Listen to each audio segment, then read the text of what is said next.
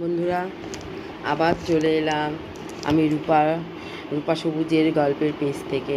আবার চলে এলাম তোমাদের কাছে কিছু কথা বলতে, একটু গল্প করতে, একটু সময় কাটাবার জন্য আবার চলে এলাম। ঘরে বসে কোনো কাজ করাটা কি খুবই অন্যায় বন্ধুরা? আমাদের মতো মেয়েরা যারা আছি, যাদের সংসার সামলে, বাচ্চা সামলে নিজের জন্য ভাবার কোনো সময়ই থাকে না যে নিজে কিছু করব, কেন সেই সুযোগটাই আমাদের হয়ে ওঠেনি।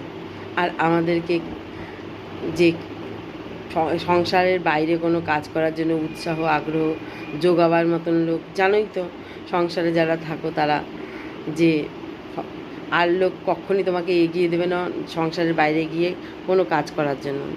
যতটা পারবে সংসারের মধ্যে তোমাকে বেঁধে রাখার চেষ্টা করবে। তুমি যোগ্য সেটা জানা সত্ত্বেও তোমাকে তোমার যোগ্যতা প্রমাণ করার সেই সুযোগটা করে দেবে না।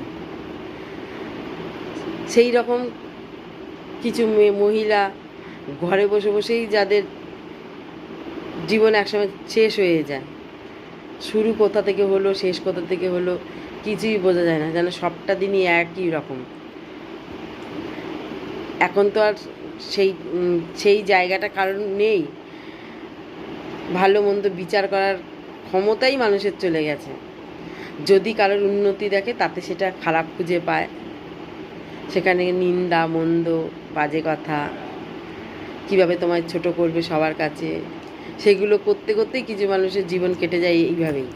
অন্যের সমালোচনা, অন্যের কথা। তো ঘরে বসে কিছু কাজ করাটা কি খুবই অন্যায়?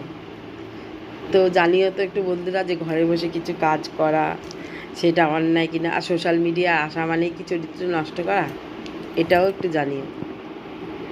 কিছু মানুষকে মুখে উত্তর না দিয়ে কাজে উত্তর দেওয়াটা আমার কাছে মনে হয় যেন খুবই ভালো। কেন বলো তো? মুখে তুমি কত উত্তর দেবে, একসময় তুমি পাজি হয়ে যাবে তাদের কাছে। এমনিও ভালো না মুখ, তারপরেও মুখ পাজি। তো কাজে কথায় না বলে কাজে করে দেখালে আমার মনে হয় সব থেকে বেশি ভালো। সঠিক সময়ে সঠিক উত্তরটা ওই সময়ই তাকে দিয়ে দেবে।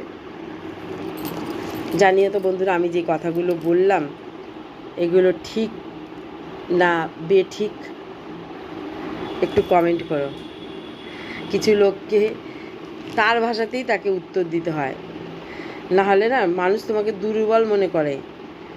দুর্বলতা মানুষের সব থেকে বড় হাতিয়ার, এটাই মানুষ মনে করে। টাটা, এখনকার মতন আবার পরে।